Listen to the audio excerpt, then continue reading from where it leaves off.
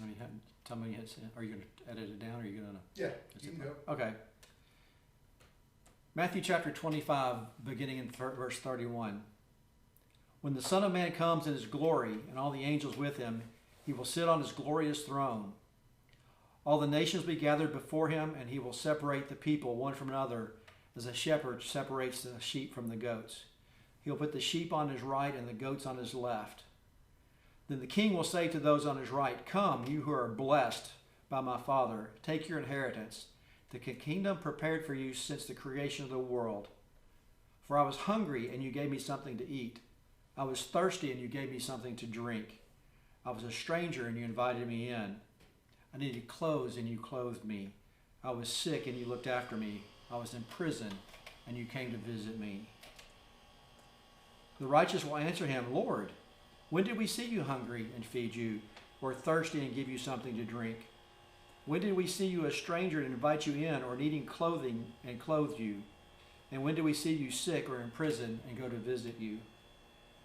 The king will reply, "Truly, I tell you, whatever you did for one of the least of these brothers and sisters of mine, you did for me."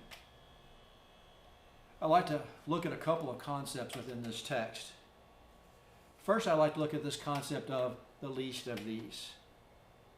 Who are the least of these? I think that answer changes with time and place. For example, in the United States in the 1800s, I would think the African American slaves would be considered the least of these. In the 1940s in Germany, I would think that the Jews would be considered the least of these. But who is it today? I think that when Jesus used this phrase, that he did air quotes when he did it, because the least of these in his day were the people that he spent a lot of time with. He taught them, he ate with them, he healed them. So I don't think there was anyone in his day that he kept at arm's length. Second, I would like to look at this concept of who is serving and who is being served. First, who is serving in this? It's Christians, obviously. Today we often look at ourselves as being the hands and the feet of Jesus. And there's some validity to that perspective, but it's not the perspective of this story.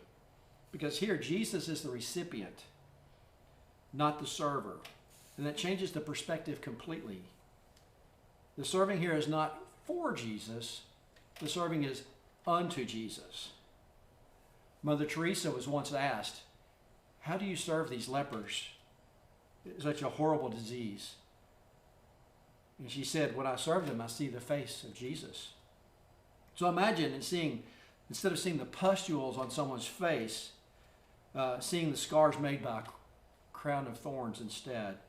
Or instead of seeing disfigured hands with flesh missing, that you see nail-scarred hands of Christ.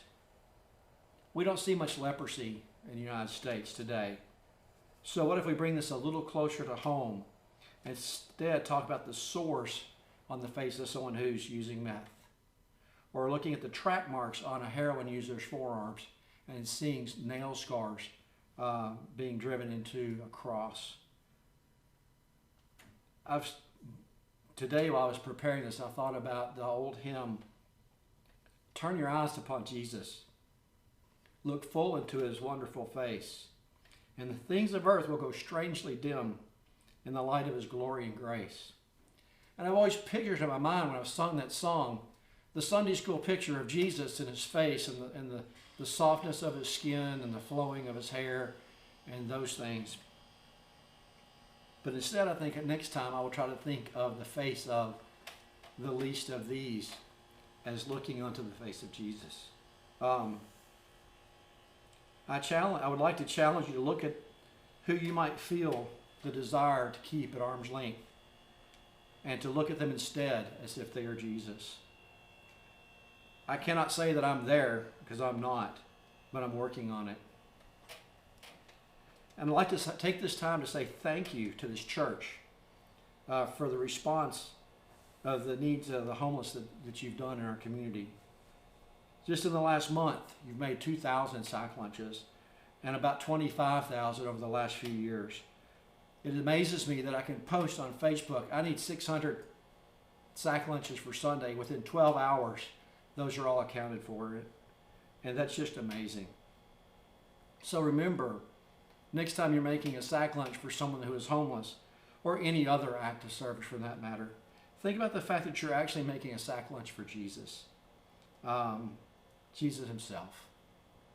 And God bless you.